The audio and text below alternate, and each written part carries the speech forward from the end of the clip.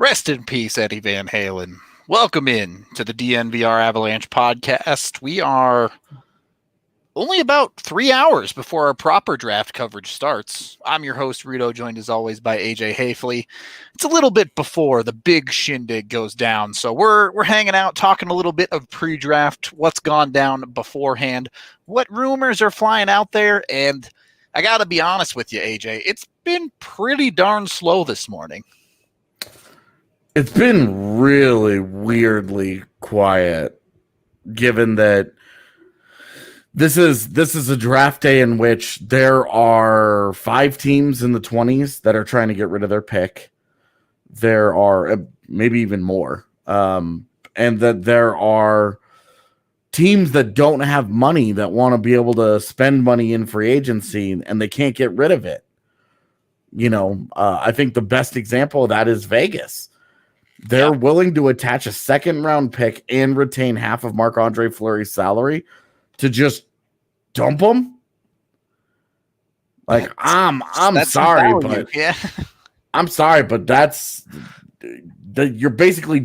you're buying an expensive backup goaltender and a second-round pick. What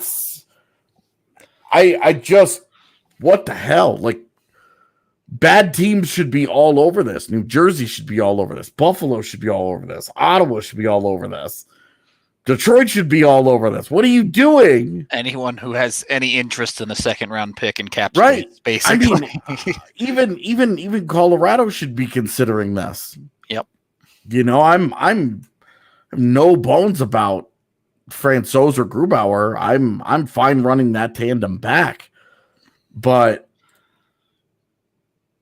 that's crazy. They're willing to, for $3.5 million and a second round pick, he can back up Philip Grubauer easily. Yeah. And you just move Francouz. Move him for whatever you can get for him. Whatever his value is out there. Yep. And at $2 million shouldn't be that hard. But it's like because of the goaltender market being as like flooded as it is right now. I mean, Jacob Markstrom is on the verge of going to market. Yep. This market is crazy right now, man. I mean, that's kind of the rumors aren't players moving from team to team as much as it is players hitting free agency. Sounds like Tyler Toffoli's going to go to free agency at this point. Again, because Vancouver has no money. Yep. Because they decided that they had to have Tyler Myers and Antoine Roussel, and I'm forgetting the other depth guy that they signed for $1 billion in like 4 years. I'd have to check, but yeah. Yeah, I think he used to play for Washington, and it's Jay Beagle. That's it. Thank you. Because they decided that they had to have those guys. Like, it's funny because we talk about how Colorado's going to sign their stars, and it's going to crunch the cap, right? Like, that's how you do business. Yep. Vancouver did the opposite of that, and it's like, well, they signed a bunch of dudes that crunched their cap instead. Well done. So, like, and then, obviously the pandemic is bad luck for everybody involved. Naturally, the flat cap was not something any team was expecting, but certainly some teams were lucky to be in a good situation for that, or a better situation than others. Still, the way the bread gets made matters. Oh wow, how this just happened. Oh god, Josh Anderson for Max Domi straight up. 1-for-1. Well, there goes my Josh Anderson speculation in my rumor roundup. Josh Anderson gone. Max Domi gone. 2 big targets off the board there. That's a weird deal for Montreal. Yeah, I don't like that deal for Montreal at all, to be honest with you. If it's that's a great deal for Columbus, because that's center help for them. You get a center, you get a guy you can get term with. You're betting on upside. You're betting he's closer to the 70-point player than the 45, which you already know Josh Anderson is more of a 45-point player. Columbus got Max Domi and a 3rd-round pick, and Montreal got Josh Anderson. How do you value what Josh is Anderson Bergevin over? smoking? What in the world? You're gonna value. I don't know. Montreal also has a ton of picks. I'm gonna go ahead. So it's like whatever. If that's what got the deal done, obviously it's like it's a third rounder. Who cares? I'm gonna need Joe Sakic to pick up the phone and offer Zadorov for Tatar 1-for-1 right now, this very second. My gosh, man. So I don't love this for Montreal. I don't either. I'm actually buying their center depth because I love Kotkaniemi and I think Suzuki is the real deal. That's all good and well. But if Ryan Poehling becomes a good 3C, great. They are set for the first time in forever. Josh Anderson's career year as a 26-year-old is basically Domi's floor. Yeah. God, I forgot about Phil Deneau. He's there too. Yep. Like I'm buying that center depth. So giving up Max Domi is fine, but Josh Anderson, he's got good size. He's got a great shot. He's got a power element to his game. And we've talked about how Montreal is sort of the land of the midgets, with sure, bunch of small dudes. Yeah, with Brendan Gallagher, and then they drafted Cole Caulfield. I don't know why I have a plastic knife in my hand, but I'm like waving around. AJ's getting ready to stab somebody. Yeah, I don't. It looks way more threatening when I'm like waving it around. I'm just gonna put it down. They're like it's like Munchkin land up there. So the Josh Anderson thing, from that perspective, it makes sense, but like, how much better are they really? Montreal? Yeah, I don't think they're better at all. Yeah. Does this really move any kind of a needle for them? Because at their best, Domi is better than Anderson. Yeah, right. And like between Tatar and Gallagher and Drouin, and now Anderson, I guess he goes into that top 6 somewhere. Deneau and Kotkaniemi and Suzuki, it's okay. It's all right. I guess you're saving a couple $1 million. They're both unsigned RFAs, but yeah, whatever their deals look like, I think could change this too. Because if Max Domi gets $6 million and Josh Anderson gets 3.5. Yeah, then that's a pretty good deal for Montreal. For Columbus, I think this is a smash and grab job by them. Oh yeah, you're thinking this is an easy win for them. Yeah, definitely, because Alexander Wenberg hasn't worked out. They just signed Mikhail Grigorenko. Yep. Brandon Dubinsky's 34 years old. They needed somebody behind Dubois reliably at center, and Max Domi fits them to a T. Yep. That's hard nose. Smash and grab is how I feel about this for Columbus. That is a great piece of work for them. That's a great job. You done all right, Yarmo. Kind of them to wait until we go live to start doing stuff. I know. And it was funny because it was we wanted to do this at 1:00, but then things came up and then I was writing and then I was posting it and all this was going on, right? And then literally we're 5 minutes into this, man, not very much has happened here. Bam, we get a good one to talk about. Yeah. Let's get some more of this going. Keep it rolling. I do want to talk about the Avs situation a little bit. You mentioned it in your article today, which, by the way, if you haven't read AJ's Rumor Roundup, go read it. It is excellent. But the Cale Makar situation, and this is something we didn't really talk about with our Be a GM yesterday, where we looked into the future considerations of the Avs as far as the cap is concerned. Mm-hmm. But we didn't talk about the potential bonuses that Cale Makar has, and let's be honest, it's pretty likely to get some of them.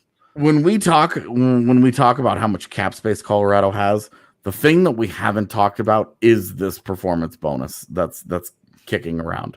Yep. Cale Makar, he's costing $880K against the cap. Going to be a great value. But the thing that we have overlooked here that I want to talk about today, $2.5 million in performance bonuses that he can hit. Yep.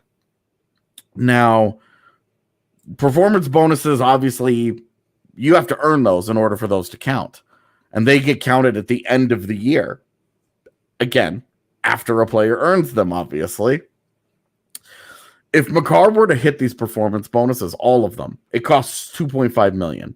Now, if Colorado spends to the max cap limit right now, if they spend right now, and then Makar goes out and he hits all of those bonuses, all the $2.5 million in bonuses, then that's an overage for Colorado. And that $2.5 million has to roll over to next year's cap. Yep. Which obvious concerns there of it rolling over into the year where Landeskog and Makar's next contracts kick in. Right. Could cause some problems. Not just that, but you could also be looking at a new Grubauer contract or, new contracts for whoever these guys, whatever it may be. When we were looking at that future outlook stuff yesterday, when we all made our teams and did our moves and all that stuff, we were like, oh, they've got this much. They've got, and I've got $1 million to play with here. I've got $2 million to play with there. If they have to move that over in an overage, 2.5 is a lot of money that just sits there. Yep. And so the Avs want to bake that into this year's cap, make sure that if he hits all those bonuses, that he gets that charge goes against this year's cap only. So forget nothing carries over to next year. Forget 81.5. They're really playing with a $79 million cap, basically. Exactly. And that takes the 22.3 that they have listed now down. Yep. I think it's 19.8. Theoretically, Bowen Byram could also hit some performance bonuses if he does end up playing with the Avs, but probably not as likely there to be significant. Well, and like Byram's role is still to be determined, right? For sure. Where is he going to play? What's he going to do? The whole Sweden thing, the Sweden thing got hung up because WHL teams have to release those guys to go play in Europe. Yep. And a couple of the WHL players who found teams to play in Europe, the WHL team said no. They vetoed it. And those guys that had made contracts with second-tier Swedish teams weren't allowed to go over there. And so now it's gotten so complicated with these guys trying to find jobs in Sweden that most of them are just saying it's not worth it now. Because they can't play in the SHL. They have to play in a lower-tier league. Because if you sign a contract in the SHL this year, you have to stay there all year. Yep. And then you have to let your WHL team, they have to let you go. Right, they have to fully release you. And so it's just become too complicated of a thing. The Byram to Sweden conversation, I think, is over. And where, the WHL, whatever that season looks like, I mean, we could still be talking about this guy getting 9 games or more with the Avs. Mm-hmm. If I'm still a believer, I would say that right now, if I was a betting man, I would still bet that Byram plays for the Avs next year. But they have to make room. Like they've got to make room. I think the chances that Cole gets traded are pretty low. He only has 1 year left on his deal. They love his experience. They love him in the role he's in. He's coming off of a fantastic regular season. I mean, you hate to beat the dead horse there, but the name that's been there this entire year and even going back further is Nikita Zadorov. It continues to be Zadorov because he's going to be, no matter what happens, he's going to be more expensive than Ryan Graves. And they're kind of the same guy. They're kind of vying for the same job, same ice time, the same role. And the reality is that Graves was more consistent. We would all agree that Zadorov is the higher ceiling player. And at each of their respective bests, Zadorov smokes Ryan Graves. But how often are you getting that? With Nikita Zadorov, with Ryan Graves, you're getting, let's say we're getting 75% of his best 80% of the time. And that other 20%, you're either getting better or you're getting worse. With Zadorov, you're getting his best 10% of the time. And what you're not getting anything 80% of the time because he's all over the damn map. And that's 350 games into his NHL career. The guy's game is just all over the place. It hasn't smoothed out. The consistency hasn't gotten any better. He goes through stretches of totally madness. Like, we had that stretch last year where Evan was super excited as our resident Nikita Zadorov big fan. And he was shutting guys down like McDavid and Kane. He was doing the one-on-one thing. And then Anaheim rolls into town. They score 3 goals in 9 minutes, and he gets benched because he played a significant role in all of them. He was awful that night. And like that's the push and pull. You see him against in a really physical series against Dallas, doesn't really do a whole lot. You say, oh, well, the Avs need to be able to handle that physicality. They need to get tougher. They get bullied by these guys. Oh, we can't give up Nikita Zadorov because I have the knife again. Damn it. We can't give up Nikita Zadorov because he brings that element that nobody else does. What did it matter against Dallas? They still lost. Was Nikita Zadorov the difference between them losing in 7 or them losing in 5? I don't think he was the difference in anything. That comment is just we're not even going to talk. We're just going to put that up for our Roast Our Roster segment on Free Skate Friday. And that's it. That's the whole segment. It's just that comment. So that's it. It's the reality with Zadorov. And it's been pretty clear. Even if you're a fan of Zadorov, his role in Colorado has been up in the air for a long time. It's clear that at very least the coaching staff doesn't trust him. So, or I should say that the trust in him is short. It's like when you get a brand new puppy and you take him out on a walk for the first time. Yeah, they do not get the benefit of the long leash. You don't want to.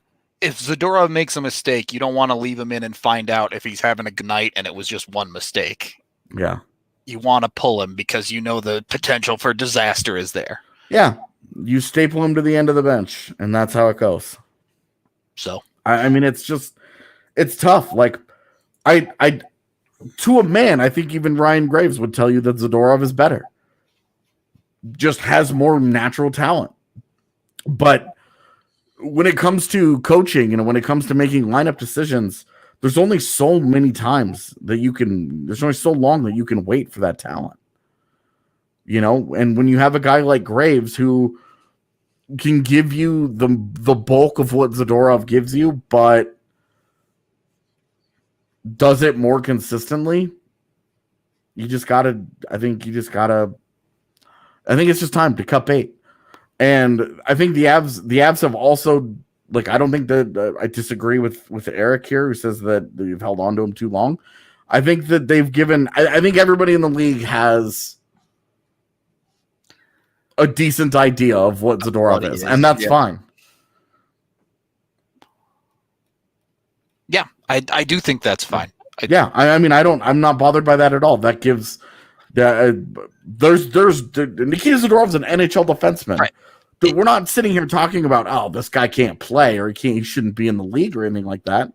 It's just with his inconsistency, a known quantity NHL caliber defenseman is worth a lot in this league. It just is.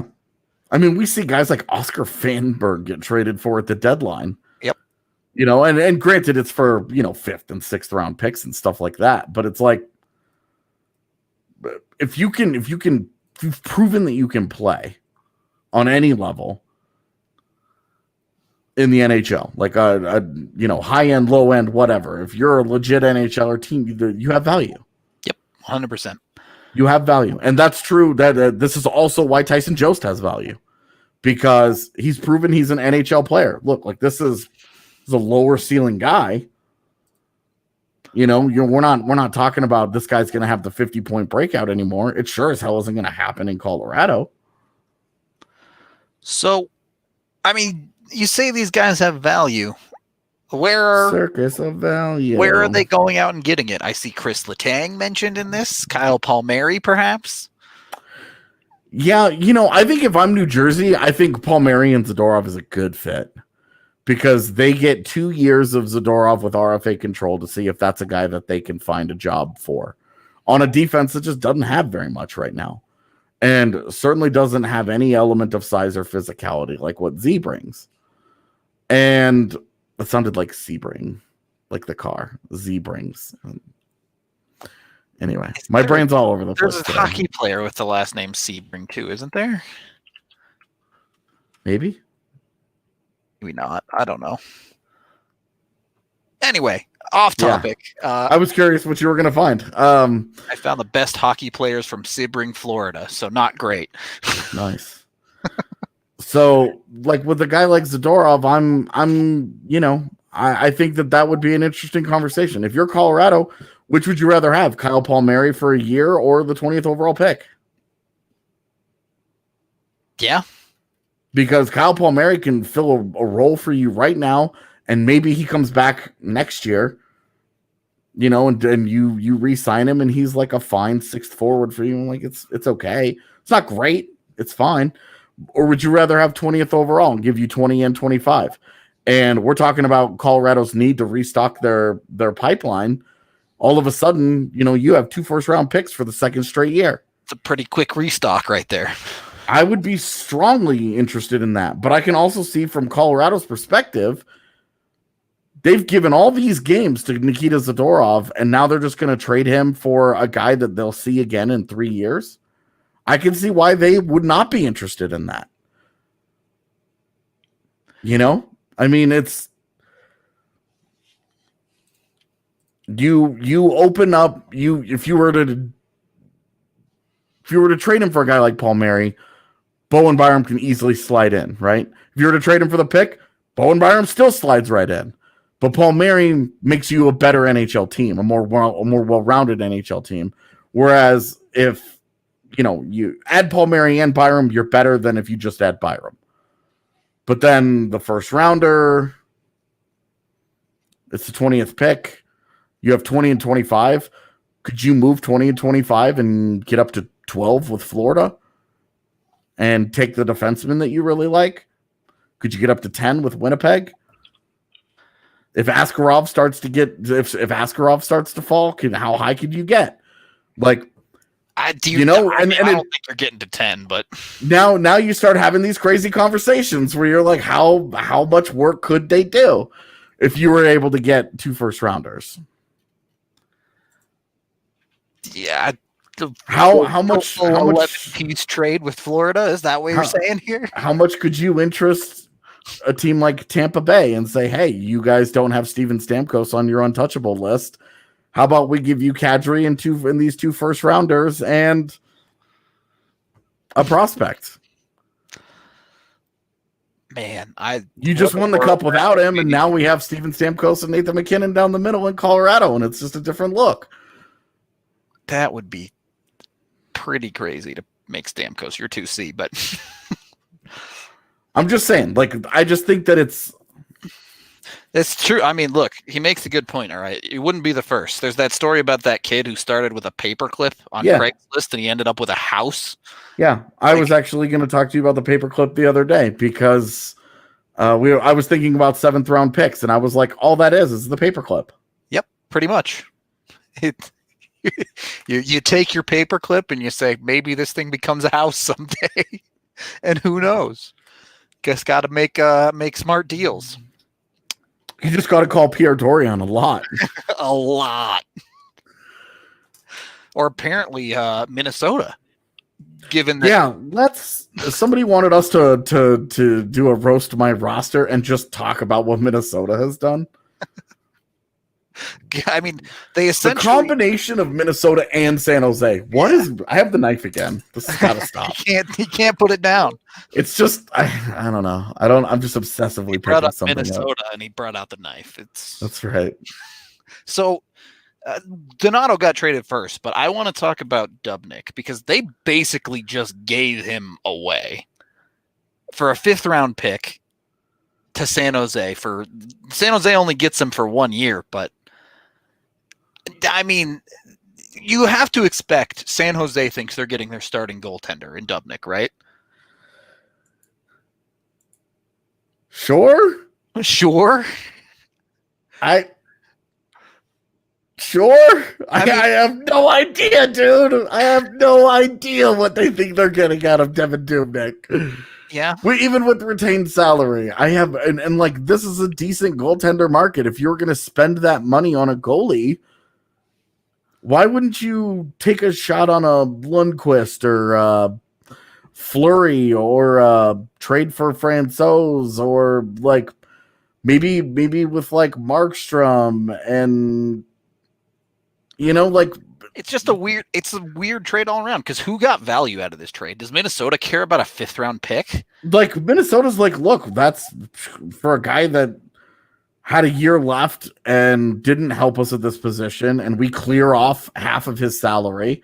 It's like $2.5 million cleared out. So now they can go sign Braden Holtby. It's like, from Minnesota's perspective, Bill Guerin I'm sure that he had like a wild Bill moment with it puts the lotion on its skin he just had to be so excited that he got somebody to take Devin Dubnyk and half of the money. What? I don't see how you don't get a better deal out of a team in San Jose who is desperate for a goaltender. But you're not wrong in the fact that San Jose had better options that they probably didn't even have to trade for. San Jose has such a veteran-laden roster still, and they had so many injury problems last year that everything kind of spiraled on them.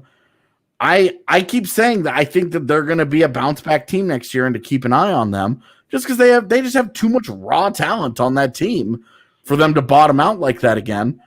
But none of it will matter if it's Dubnyk and Martin Jones in net. You got maybe your 2 worst starters in the NHL last year and put them on the same team, and you want to act like that. So weird. I don't understand how that was anybody's solution for something. Like they looked and they said, we have a problem here. Well, this is what we're going to do to address it. What? According to Pierre LeBrun, Josh Anderson might not be enough size for Montreal, as they are apparently also interested in Wayne Simmons in free agency. Cool.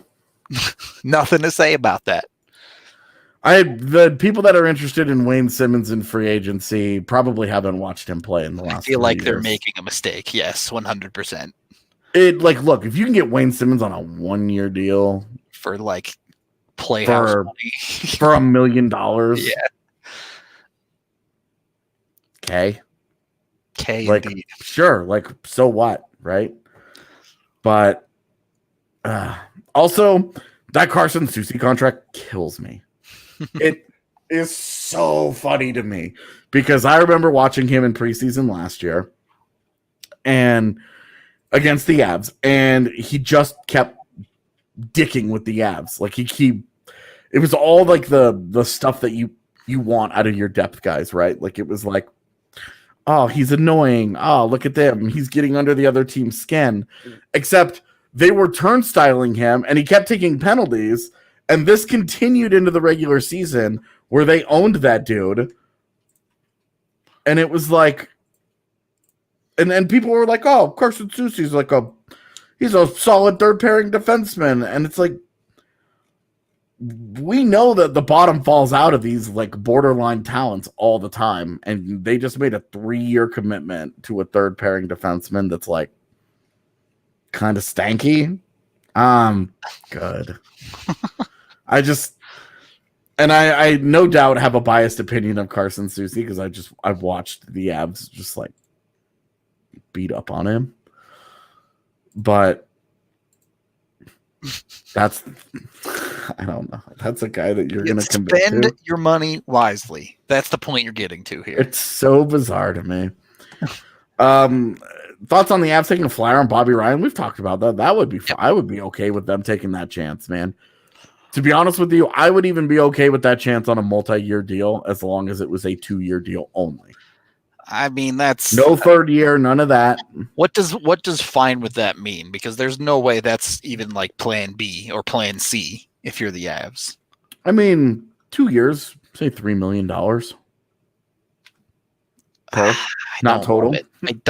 I don't love it.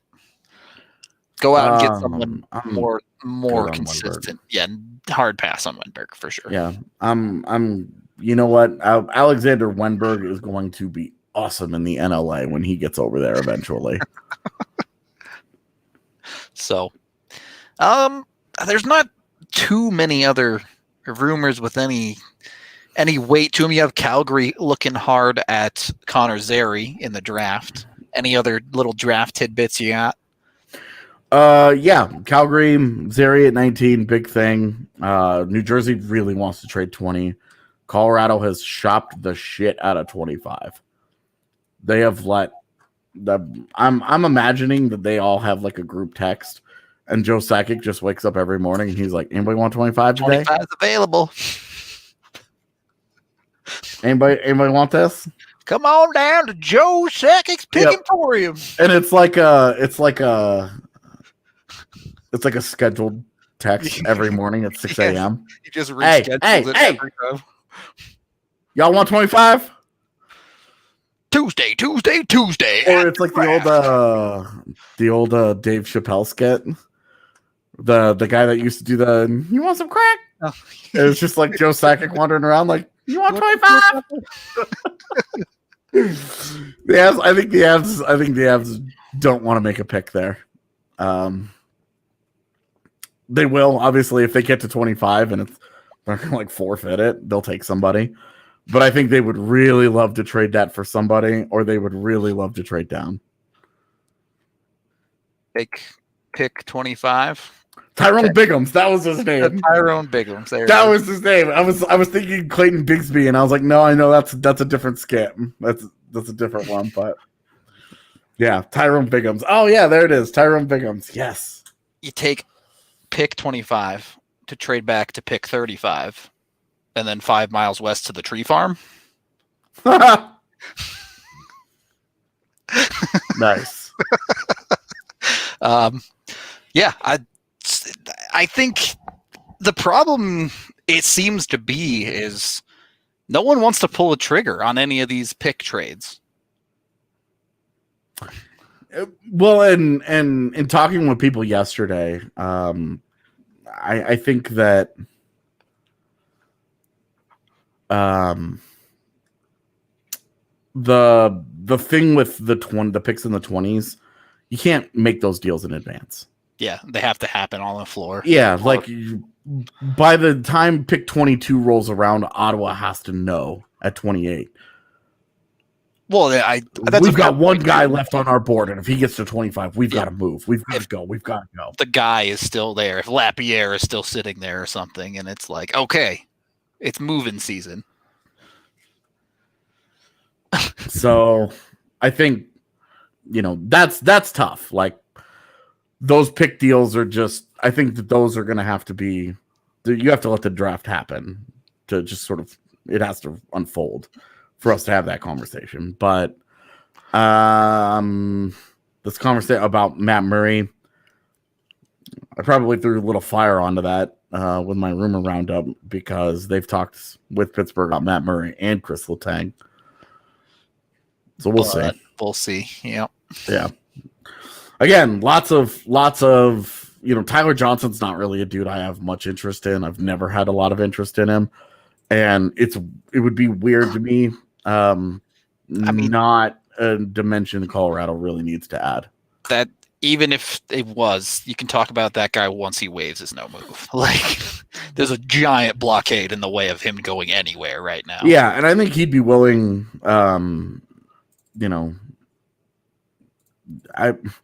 I have a really hard time believing that somebody's going to veto a trade to Colorado, just given their reputation around the league right now. Sure. That very quietly, like, given the reputation that living in Colorado has developed among players, who some of them, we know a lot of players stay here at the end of their careers, but a lot of players also keep a house. Yep. A residence of some kind here. Because they love it so much. They've moved on. Yeah. Because they like it here, because raising a kid in Colorado is dope. So, I think it's an underrated part of the Avs as an organization. But now that they're good again, there's additional appeal, obviously. Yeah. Yeah, I think the only news really left to talk about before we get out of here and go set up for their proper show tonight. Avs qualified all of their RFAs, I believe. Yeah, yesterday. It's not due until tomorrow, sure. Right, things can change before the deadline. Kamenev, I think, is the one that you kind of have to watch for. Okay, I think they'll qualify him. But if they don't, I mean, obviously Kamenev is gone. He's in Russia for 2 years, the next 2 years, no matter what. It's just rights with the holding or whatever. Right. If they qualify him, they just keep his NHL rights. He's 20. I think he's 24. So he's got 3 years till free agency where it won't matter. Yep. UFA opens Friday at noon. 10 Eastern. Mountain. Yeah. Are we doing a live show for that? Are we just gonna do like a, hey, it's 1 o'clock, we're gonna go live, nothing's happened for the Avs? Play it by ear. Let's get through tonight before we start having that conversation. Sure, we haven't even really had an in-depth conversation about what tomorrow morning looks like. Yeah, so. Exactly. We have to play that by ear as well. So depending on if the Avs trade down or whatever. So who knows what's on the future besides tonight. Really looking forward to the show. I know I've said it a million times, but oh yeah, we've done all this work for it. Yep. I do really hope all y'all are coming out, be it in person or just watching the stream on YouTube, because it's not just us that are working on this. You have Allie, Guy, Kale, all of our production team in the background. We're gonna have a bunch of different people on the show as well, not just Dario and Jesse, but other guys as well. Andre, Drew as well. The whole DNVR fam is putting in the grunt work for this one. So yeah, I mean we've got Andre, Hank's going to be on the show tonight. I think RK is going to drop in to do something for us tonight as well. Drew's supposed to be on the show tonight as well. Yep. Yeah, we actually were having the alcohol conversation this morning about what we're going to be doing. So. Yep.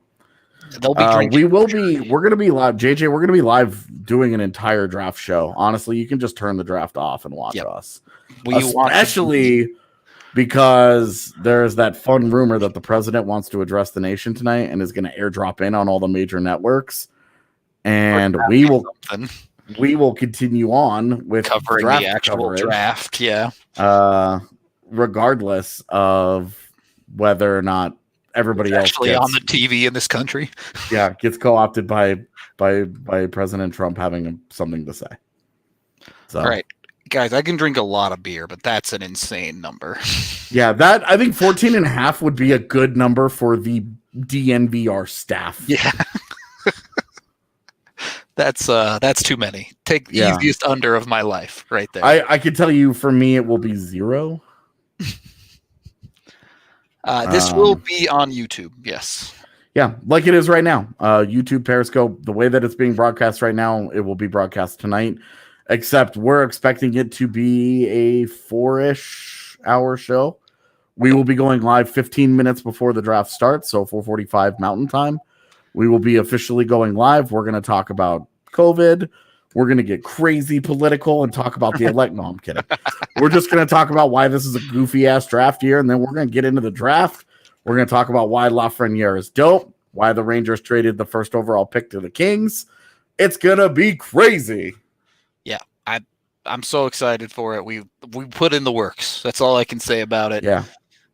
We've put in a ton of effort to this, and we just want you guys to come and enjoy this with us. Yep. Show starts at 4:45 Mountain Time. Yep. So, yeah. I would say, just given how the draft was with the NFL and MLB, you don't really need to watch NBC tonight. You got us. We want to be your go-to coverage of the draft as a whole. We're going to give you guys a better view of these guys and why this matters through a Colorado lens than anybody else in the world. No other production is going to be as good as what we do for Avs fans. 100%. I have no bones about saying that. I don't know what any of our competitors are doing in terms of their They ain't coverage. doing this, I'll tell you that. But I can tell you none of them have a bar set up like us where we're going to go. We're going to have this is basically going to be a full-blown television style production for us tonight, which is why we're so excited about it. Yep. And the people who are there, I may or may not say hi depending on how I'm feeling because I'm a little iffy about human contact, but I will definitely wave from upstairs. And you guys will have lots of games to play. Yep. Also, Michael's going to be there. We have to go find him to play Spelling Bee for us. Yes, please. Put him on the list. Yeah. All right. Enough talking about ourselves. We're going to get off this pod. Yeah.